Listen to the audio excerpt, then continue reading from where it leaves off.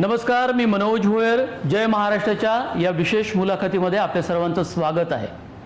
आपण आढावा घेणार आहोत पालघर या लोकसभा मतदारसंघाचा आणि बहुजन विकास आघाडीच्या नेत्या प्रवीणा हितेंद्र ठाकूर आपल्यासोबत आहेत. खूप खूप स्वागत आहे आपलं जय महाराष्ट्रामध्ये. नमस्कार. या सर्व मतदारसंघामध्ये तुमचे 3 आमदार आहेत आणि तुमचे खासदारही या पक्षाचे राहिलेले आहेत, बळीराम जाधव. पण मोदी लाटेमध्ये तुमची ही जागा तुमच्या हातनं गेली. 2019च्या निवडणुकीमध्ये तुमच्यासाठी कशी स्थिती आहे? खरं म्हणजे बहुजन विकास आघाडी पक्ष हा प्रत्येक वेळी निवडणूक लढवताना त्या पक्षाच्या माध्यमातून जी कामे केली गेलेली आहेत ती घेऊनच जनतेपुढे जात आहे. आणि ह्या वेळेस पण आम्ही केलेली कामे आणि ज्या वेळेला आमचे खासदार होते बळीरामजी जाधव त्यावेळेला त्यांनी ह्या विभागासाठी जी कामे केलेली आहेत ती घेऊन आम्ही जनतेपुढे जाणार आहोत. पण मुळात दहशतवाद जर आपण असं म्हणू की दहशतीचं वातावरण आहे तर सर्वात पहिले मुद्दा येतो महिलांच्या सुरक्षेचा. हां, आपण या पक्षाच्या महिला नेत्या आहेत. बघा, 5 वर्षात जेव्हा निवडणूक येते त्यावेळेला विरोधक येतात आणि त्यावेळेला त्यांना दहशतवाद दिसतो. बाकी 5 वर्षानंतर निवडणूक झाल्यानंतर 5 वर्षामध्ये न त्यांना आमच्या महिलांच्या कुठल्या समस्याची पडलेली असते ना आमच्या नागरिकांची पडलेली असते. महिलांच्या सुरक्षितेचा ज्या वेळेला तुम्ही प्रश्न करतात त्यावेळेला ह्या वसई तालुक्यामध्ये अर्ध्या रात्रीसुद्धा महिला मुली ह्या नोकरी करणाऱ्या ह्याच्यामध्ये कॉल सेंटरमध्ये नोकरी करणाऱ्या मुलीसुद्धा अर्ध्या रात्री आमच्या वसई विरारमध्ये येतात, निर्भयपणे राहतात. इथे महिलांच्या असुरक्षितेचा कुठलाच प्रश्न नाही आहे. ज्या वेळेला मुंबईमध्ये सगळीकडे लेडीज बार आहेत, आमचे पक्षनेता हितेंद्र ठाकूर यांनी या वसई तालुक्यामध्ये एकही लेडीज बार ओपन होऊन दिलं नाही. म्हणजे महिलांची जी सुरक्षितता आहे त्याच्यावर आमचं संपूर्ण लक्ष आहे. विरोधी पक्षांकडे म्हणजे आता तुमचा विरोधी पक्ष भाजप आणि शिवसेना, त्यांच्याकडे दुसरा कुठला मुद्दा नाहीये? जर असता तर मला वाटते 5 वर्षामध्ये तुम्हाला एक महत्त्वाची गोष्ट सांगते की सूर्या प्रकल्पाचं जे वाढीव 100 MLD पाणी आणण्यासाठी जेव्हा माझे पती हितेंद्र ठाकूर, मुलगा आमदार क्षितिज ठाकूर यांचे, आमदार विलास तरे यांचे जेव्हा प्रयत्न चालू होते केंद्र शासनाकडनं मंजुरी मिळवून घेणं, राज्य शासनाकडनं मंजुरी मिळवून घेणं हे प्रयत्न चालू होते आणि त्यावेळेला 296 कोटीची जी योजना आहे ती मंजूर करून आणली. सूर्याचं पाणी आमच्या विभागाला मिळू नये यासाठी आत्ता जे खासदारकीसाठी उमेदवार उभे आहेत शिवसेनेचे राजेंद्र गावित यांनी हे उपोषणाला बसलेले. जर त्यांना आमच्या समस्येची पडलेली असते, आमच्या नागरिकांना पाणी मिळू नये ह्यासाठी जे पक्षाची लोक त्यावेळेला ते भाजपामध्ये होते, आता शिवसेनेमध्ये, म्हणजे जिथे तिकीट मिळेल तिथे आपण जायचं आणि समस्या सोडवण्याचा प्रयत्न करायचा नाही. पण समस्या कशा उद्भवतील वसई विरार शहरामध्ये या तालुक्यामध्ये पाणी कसं मिळू नये ह्यासाठी जे प्रयत्न करतात तर कुठल्या तोंडाने ते लोक आमच्या नागरिकांकडे मत मागायला येतात. पण पालघर हा लोकसभेचा मतदारसंघ इतका मोठा आहे, 2009 नंतर तो अस्तित्वात आला हा मतदारसंघ. पण या मतदारसंघामध्ये पालघर हा जसा महाराष्ट्रामध्ये गडचिरोली आहे, भंडारा गोंदिया आहे, नंदुरबार आहे, या ठिकाणी कुपोषणाचा मुद्दा खूप मोठा आहे. अमरावतीसुद्धा, धारणीमध्ये. पालघरसुद्धा जव्हार मोखाडा हा भाग कुपोषणग्रस्त भाग म्हणून ओळखला जातो. तुम्ही एक महिला नेत्या म्हणून, कारण तिथल्या आदिवासी महिलांचा प्रश्न खूप मोठा आहे, त्यांचं बाळ हे जिवंत राहू शकत नाही, लगेच ते मरतं कुपोषणामुळे. तुम्ही कधी गेला असाल तिथे किंवा त्या समस्या पाहिल्या असेल तर तुमचं काय मत आहे की नेमकं कुठे चुकतं सरकारचं किंवा व्यवस्थेचं?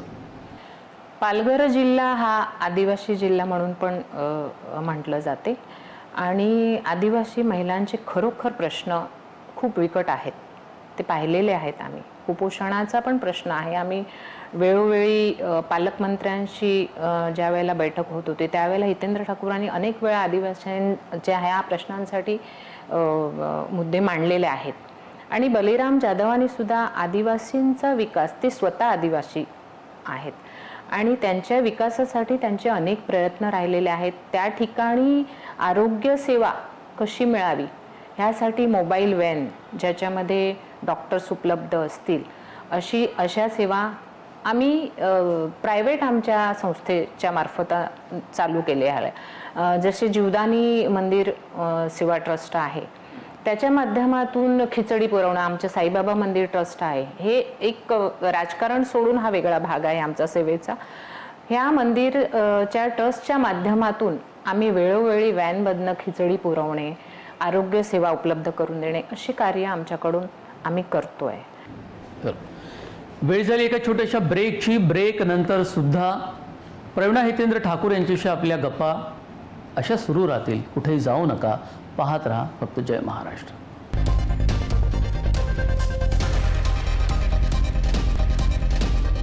ब्रेक नंतर पुन्हा एकदा आपल्या सर्वांचं स्वागत आहे. 29 गावांचा मुद्दा जो होता तो कायम या वसई विरारच्या भागामध्ये कायम चर्चेत राहिला. महानगरपालिकेमध्ये बहुजन विकास आघाडीची भूमिका होती की ती सर्व 29 गावं ही महानगरपालिकेमध्ये समाविष्ट करावी. पण दुसऱ्या बाजूला विवेक पंडित असतील किंवा भाजप सरकारने आता निर्णय घेतला, ती गावं जी वगळलेली होती, जी गावं समाविष्ट केलेली होती ती आता वगळून परत पूर्वपदावर आणलेली आहेत. त्याच्यामध्ये असं आहे की एका वर्तुळामधून एखादं पॉइंट तुम्ही कसं बाजूला करू शकतात. वसई विरार शहर महानगरपालिकाचा जो क्षेत्र आहे त्याच्यामधली ही 29 गावं आहेत आणि जसं मगाशी मी तुम्हाला सांगितलं 5 वर्षात त्यांना ह्या 29 गावांबद्दल काहीही पडलेली नव्हती. परंतु आता त्या गावांची चिंता त्यांना आहे कारण आता इलेक्शन आहे. या 29 गावांचा, मी तर असं म्हणेल की ह्या 29 गावांचा विकास होऊ नये म्हणून त्यांना महानगरपालिकामधनं बाहेर काढण्याचा आता त्यांचा प्रयत्न सुरू आहे. परंतु नागरिक आमच्या इकडचे अतिशय सुशिक्षित आहेत. ह्या 5 वर्षामध्ये त्यांना समजून आलेलं आहे. कारण महानगरपालिकाची जी सेवा आहे जरी ती गावं आमच्यामध्ये नाही आली, तुम्हाला एक एक्झाम्पल देते. अर्नाळा जे आमचं आहे ते ग्रामपंचायत आहे आणि मी महापौर असताना कधीतरी तिकडनं मला फोन यायचा की मॅडम आमच्या गावामध्ये मच्छर डासांचा त्रास खूप आहे, कचरा खूप झालेला आहे, तर आम्ही महानगरपालिकेची सेवा तिथे पाठवायचो. मच्छर डासांसाठी फवारणी, औषध फवारणी, कारण ती लोक आपली आहेत. जरी ते ग्रामपंचायत आहेत, आमच्या महानगरपालिकेची नेहमी भूमिका अशी राहिलेली आहे की ही सगळे नागरिक आपले आहेत, त्यांना ह्या सुविधा मिळाल्या पाहिजे. आणि अशा अनेक सुविधा, अशा अनेक विकासाची जी कामे आहेत या 29 गावांना मिळू नये ह्याचा प्रयत्न आता विरोधकांचा चाललेला आहे. जर ते सगळ्यांना माहिती आहे ग्रामपंचायतीचा फंड काय असतो आणि महानगरपालिकेचा फंड काय असतो, महानगरपालिकेची क्षमता काय असते विकासाची आणि ग्रामपंचायतीची क्षमता काय असते. तुम्ही नागरिकांना मूर्ख बनवतात. इलेक्शन तोंडावर आलंय आणि आता तुम्ही त्यांना आश्वासन देतात की 29 गावं आम्ही बघू. पण या मुद्द्यावरती तर विवेक पंडित यांच्या श्रमजीवी संघटनेने, म्हणजे त्यावेळेला त्यांचं ते आंदोलन खूप जोरात होतं आणि विवेक पंडित एकदा आमदारही झाले होते. ते आमदार झाले होते, असेच काहीतरी मुद्दे घेऊन ते आमदार झाले. त्यावेळेला नागरिकांना वाटलं की आमच्या जर महानगरपालिका क्षेत्रामध्ये आम्ही गेलो तर आमच्या गायींवर, गुरांवर, आमच्या घरावर, आमच्या ओट्यावर एवढा मोठा टॅक्स लागेल असं एक भूत तयार केलं होतं विवेक पंडितांनी आणि त्यामुळे सामान्य नागरिक बिचारा त्यांच्या जोडीला होता त्यावेळेला. परंतु आता त्यांना कळून चुकलंय, एकही नया पैसाने टॅक्स वाढलेला नाहीये. उलट ग्रामपंचायतीचा जो टॅक्स असतो त्याच्यापेक्षा कमी महानगरपालिकेचा टॅक्स आहे आणि लोकांना समजून चुकलाय. म्हणजे लोक आता इलेक्शनमध्ये त्यांना तो मार्ग दाखवतात. पण आता प्रचारात जाताना परत तुम्हाला त्या मुद्द्यांचा सामना करावा लागेल. काही अडचण येणार नाही कारण लोकांनी त्या गावांना समाविष्ट केलं महापालिकेत आणि सरकारने त्यांना आता परत आणि ज्या सुविधा त्यांना पुरवलेल्या आहेत महानगरपालिकेने त्या सुविधा त्यांना कळून चुकलेल्या आहे की महानगरपालिकेमध्ये आपण असलो तर आपल्याला किती आपल्या एरियाचा विकास होऊ शकतो.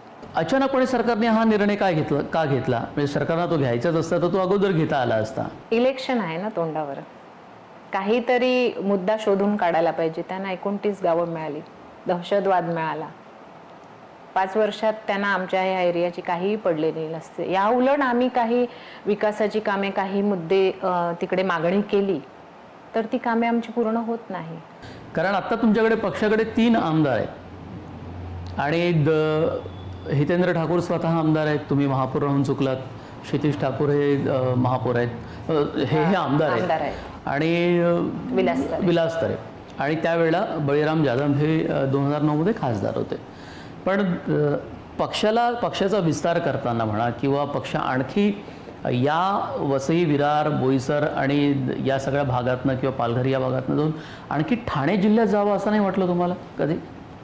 बघा, हितेंद्र ठाकूर म्हणतात माझा एक छोटूसा पक्ष आहे आणि जेवढं ज्या ठिकाणी वाटते आपल्याला विकास, पहिले तालुक्याचा विकास केला, आता आमचा पालघर जिल्हा वेगळ्याने नव्याने झालेला आहे. ह्यावेळेला त्यांना असं वाटतं आपण पालघर जिल्ह्याचा विकास केला पाहिजे आणि म्हणून हळूहळू काम करताना आपण लोकांपुढे जाताना एक आपण केलेल्या कामाचं काहीतरी एक पिक्चर घेऊन जातो. त्यावेळेला सध्या पालघर जिल्ह्याचा विकास जो आहे तो करण्याचं त्यांचा दृष्टिकोन आहे. पण तुम्हाला शिवसेनेची लढत आहे, कारण पालघरमध्ये एकनाथ शिंदे हे पालकमंत्री आणि महाराष्ट्र सरकारमध्ये मंत्री असलेले एक हेवीवेट वजनदार राजकीय नेते आहेत. त्यांनी जोरदारपणे तिथे नेटवर्किंग केलेलं आहे, प्रचार करतायत. त्याचा मुळात बहुजन विकास आघाडी कसा सामना करते? नाही, विरोधामध्ये कुठलाही पक्ष असू दे, आमचा एकच फंड आहे की आपण जी कामं केलेली आहेत आणि भविष्यामध्ये आपण लोकांसाठी काय करणार आहोत तेच मुद्दे घेऊन लोकांपुढे जायचं. म्हणजे आम्ही इकडे जन्माला आलो, लोकल आहोत. आम्ही कुठून तरी बाहेरून नंदुरबारवरनं किंवा कुठून तरी आलो, आमचं घर कुठे भाईंदरला आहे आणि आम्ही इलेक्शन वेगळ्या एरियामध्ये लढवतो, असं बहुजन विकास आघाडी पक्षाचं नाही आहे. आम्ही जिथे जन्माला आलो, आम्ही लोकल आहोत, आम्ही लोकांमध्ये राहतो, 24 तास लोकांमध्ये राहतो, लोकांच्या समस्याची जाण आम्हाला आहे आणि म्हणून आम्ही आमचा उमेदवार उभा केलेला आहे. मला काय या भागामध्ये असा प्रश्न पडतो की संपूर्ण लोक इथे राहणार आहेत, बहुतांश हे मुंबईकडे जातात, अंधेरी असेल किंवा नरिमन पॉईंटच्या दिशेने असतील कामासाठी, आणि एक मोठा लांब प्रवास करून रेल्वेचा, लोकलचा ते अगदी पालघर, डहाणूपर्यंत येत असतात. पण रोजगाराचा काही एक मोठ्या संधी इथल्या लोकांना मिळाल्या नाहीत, त्या दृष्टीने काही पावलं नाही टाकली गेली. आमदार क्षितिज ठाकूरनी इथे नालासोपाऱ्याचं एक जे आहे गव्हर्नमेंटची लँड आहे त्या ठिकाणी अशा मोठे कंपनीज, मॉल्स यासाठी एक मागणी केली होती, त्यासाठी परमिशनसाठी, आणि जेणेकरून इकडच्या युवकांना याच ठिकाणी रोजगार मिळून राहील असा फार मोठा प्रोजेक्ट होता. परंतु तो आमचा काही मंजूर झालेला नाही आहे. कारण काय त्याचं? कारण आमचा पक्ष खूप छोटा आहे आणि शेवटी राजकारण कुठेतरी येते की ह्या ठिकाणी जर एवढा मोठा प्रोजेक्ट आणला आणि जर हे सक्सेस झाले तर पुन्हा आम्हाला इथे काही चान्स नाही आहे, पण आम्ही आमचं काम करत राहणार. पण तुमच्या संदर्भात विरोधी पक्षांचं असं म्हणणं आहे की कायम बहुजन विकास आघाडी ही सत्ताधारी पक्षासोबत जुळून घेते, मग तुम्हाला प्रोजेक्ट आणण्यामध्ये तशी काही अडचण भासली नसती? नाही, कायम सत्ताधारी पक्षाला सपोर्ट का असतो हितेंद्र ठाकूर यांचा?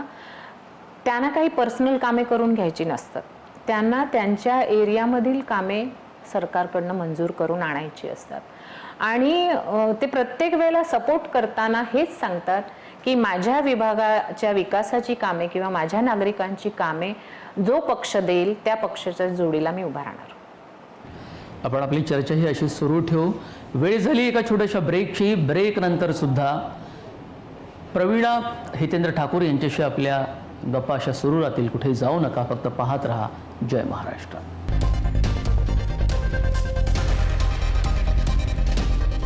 ब्रेकनंतर पुन्हा एकदा आपल्या सर्वांचं स्वागत आहे.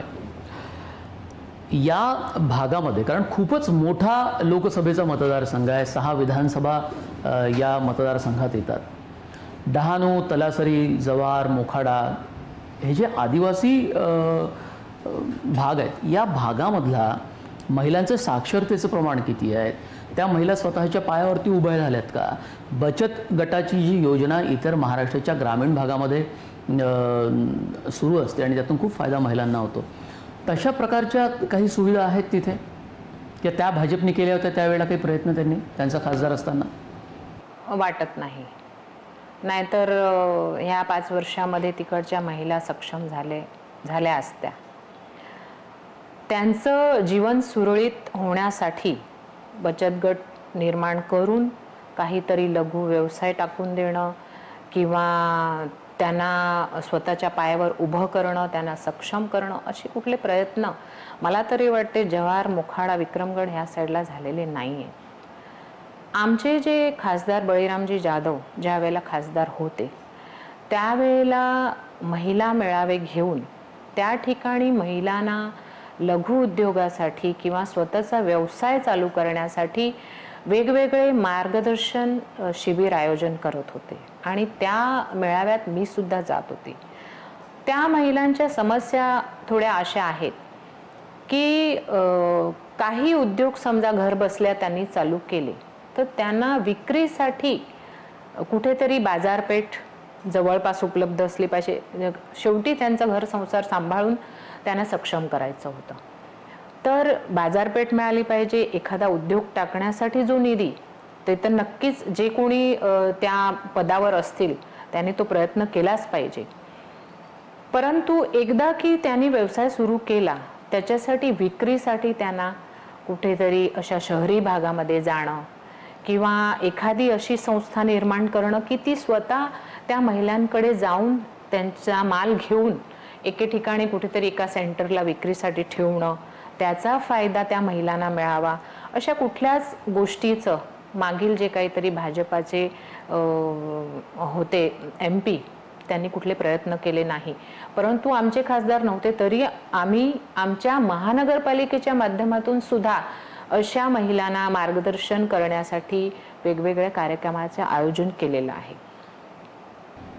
जिल्हा झाला, पालघर जिल्हा नवी एक ओळख मिळाली, पण सरकारने ज्या सुविधा तिथे असायला पाहिजे लोकांसाठी, ऑफिसमध्ये असेल, स्टाफ असेल, जेणेकरून जिल्ह्याच्या ठिकाणी येताना लोकांना कमी त्रास होईल, हा त्याच्यामागे सर्वात मोठा उद्देश होता. कारण अत्यंत विस्तीर्ण भौगोलिकदृष्ट्या पसरलेला हा असा मोठा जिल्हा होता. सरकार यशस्वी झाली जिल्हा नवीन निर्माण. बघा, दळणवळणचं जे साधन आहे ते गावागावांपर्यंत पोचत नाही आहे. आम्ही आमची या महानगरपालिका क्षेत्रामध्ये परिवहन सेवा जी सुरू केली लोकांसाठी, ती आमचे खासदार जेव्हा होते बळीरामजी जाधव त्यांनी ती मंजूर करून आणलेली आहे. आणि जे तुम्ही सांगतात सरकारने अशा ग्रामीण भागामध्ये दळणवळणची जी सेवा जेणेकरून लोकांना कामासाठी जाण्यासाठी सुविधा व्हायला पाहिजे त्या पद्धतीची अजून काही चालू झालेली नाही आहे. एक महिला नेत्या म्हणून विचारतो मी की ज्या गोष्टीमुळे खरं तर विकास होतो आणि घर समृद्ध होतं, मुलं शिकली जातात, मोठी होतात, ते सर्वात महत्त्वाचा मुद्दा तुम्ही म्हणजे दळणवळणाचा मुद्दा आहेच, पण इथे लांब पल्ल्यांच्या गाड्यांना थांबा नाही आहेत, लोकल सेवेचा मोठा एक प्रश्न आहे. आणि डहाणू आणि नाशिक जी रेल्वे सेवा जो प्रकल्प होता तो अजूनही रखडलेला आहे. नेमका प्रॉब्लेम कुठे आहे, त्याच्यामध्ये काय अडचण येते? मागे मी तुम्हाला म्हणाली त्याप्रमाणे की आम्ही फॉलोअप ठेवतो, एखादा प्रोजेक्ट आमच्याकडे आला पाहिजे ह्याच्यासाठी निवेदनं देतो, परंतु शेवटी आमचा पक्ष छोटा असल्यामुळे कुठेतरी राजकारण घडत असल्यामुळे आमच्या ह्या मागण्या मंजूर होत नाही. तुम्ही म्हणता की माझे आमचे सगळे हितेंद्र ठाकूर यांचे सर्व पक्षामध्ये मित्र असले तरी शेवटी ते त्यांच्या पक्षाचं राजकारण तर करतच आहेत. आणि लांब पल्ल्याच्या गाड्या तुम्ही म्हणतात, आमचे ज्या वेळेला बळीरामजी जाधव जे आता आमचे उमेदवार आहेत ते खासदार होते त्यावेळेला डहाणू ते चर्चगेट लोकल सेवा त्यांनी सुरू करायला लावली आणि लांब पल्ल्याच्या गाड्या इथे विरारमध्ये उभे राहाव्या किंवा आपण ज्या म्हणाल्या नाशिक साठी ज्या ट्रेन सेवा सुरू नाही झाल्या त्याच्यासाठी त्यांचे प्रयत्न सुरू होते आणि आजही आमदार हितेंद्र ठाकूर, क्षितिज ठाकूर ह्यांचे लेटर, ह्यांचे फॉलोअप हे चालूच असतात सरकारकडे. आपण आता शेवटच्या टप्प्यात आहोत मुलाखतीचे म्हणून विचारतो की महाराष्ट्रामध्ये एक वुमन एम्पॉवरमेंट, महिला सक्षमीकरणाचा मुद्दा खूप इथे राज्यात आणि राष्ट्रीय स्तरावरती पण खूप चर्चेत असतो. खरंच महिला सक्षम होत आहेत का, हा माझा एक प्रश्न आहे. आणि दुसरा, त्यांना राजकारणामध्ये योग्य नीट मान सन्मान मिळतो का, त्यांना प्रतिनिधित्व मिळतं का? बघा, राज्य आणि राष्ट्रीय स्तरावरचं मी काही सांगू शकत नाही. एक महिला नेत्या म्हणून जनरल बोलत असतात. बहुजन विकास आघाडीची महिला अध्यक्ष म्हणून मी माझ्या या एरियापुरतं तुम्हाला सांगू शकते की मी महापौर असताना आम्ही महिलांसाठी अशा विविध योजना या आखल्या आहेत. महानगरपालिकेचं जे बजेट असते त्याच्या 5% महिला बालकल्याणसाठी खरं म्हणजे त्याची तरतूद करावी लागते. परंतु आमचे अध्यक्ष लोकनेते श्री हितेंद्र ठाकूर यांच्या मार्गदर्शनामुळे आम्ही आमच्या महिलांसाठी, महिला बालकल्याणसाठी टोटल आमच्या बजेटमध्ये 20% हे महिला बालकल्याणसाठी तरतूद करतोय. आणि असं मला वाटते भारतामध्ये कुठलीच महानगरपालिका नाही आहे. तर महिलांना सक्षम करण्यासाठी विविध प्रकारे आणि महिलांचं जीवन सुरळीत होण्यासाठी, म्हणजे तुम्हाला मी सांगेल, विधवा, निराधार, परित्यक्त्या, घटस्फोटित अशा महिला, त्यांचं जीवन सुरळीत होण्यासाठी अनेक योजना आम्ही आखलेल्या आहेत. महिला विद्यार्थिनी जे असतील गरीब गरजू, त्यांना आम्ही आर्थिक सहकार्य करतो आमच्या महानगरपालिकेच्या माध्यमातून. आणि तुमचा जो प्रश्न होता महिला सक्षम होत आहेत का, तर हो, आमच्या इथे महिलांना आम्ही ज्या पद्धतीने व्यवसायाचं प्रशिक्षण देतो त्याचं एकच उदाहरण तुम्हाला देते की दिवाळी दरम्यान आम्ही ज्या महिलांना प्रशिक्षण दिलेलं आहे 3000 किलो चॉकलेट्स बनवून त्या महिलांनी विकलेले आहेत आणि कमाई केलेली आहेत. कुठल्याही राजकीय पक्षाच्या महिला नेत्या असतील, तुमची आवडती एखादी महिला नेता सांगा. इंदिरा गांधी, स्वर्गीय इंदिरा गांधी. आणि त्यानंतरच्या काळामध्ये वेगवेगळ्या पक्षात वेगवेगळ्या महिला नेत्या म्हणून पुढे आलेल्या आहेत, त्यातल्यापैकी कोणी? इंदिरा गांधी कडे मी एवढी आकर्षित होती आणि त्यांचं जे नेतृत्व होतं, त्यांचा जो धाडसीपणा होता, तो माझ्या मनाला इतका भावलाय की मी त्यांच्या एवढी बरोबरी कोणाची करू शकत नाही आजच्या काळात. आपण जय महाराष्ट्र सोबत खूप छान गप्पा मारल्या. आपले खूप खूप धन्यवाद.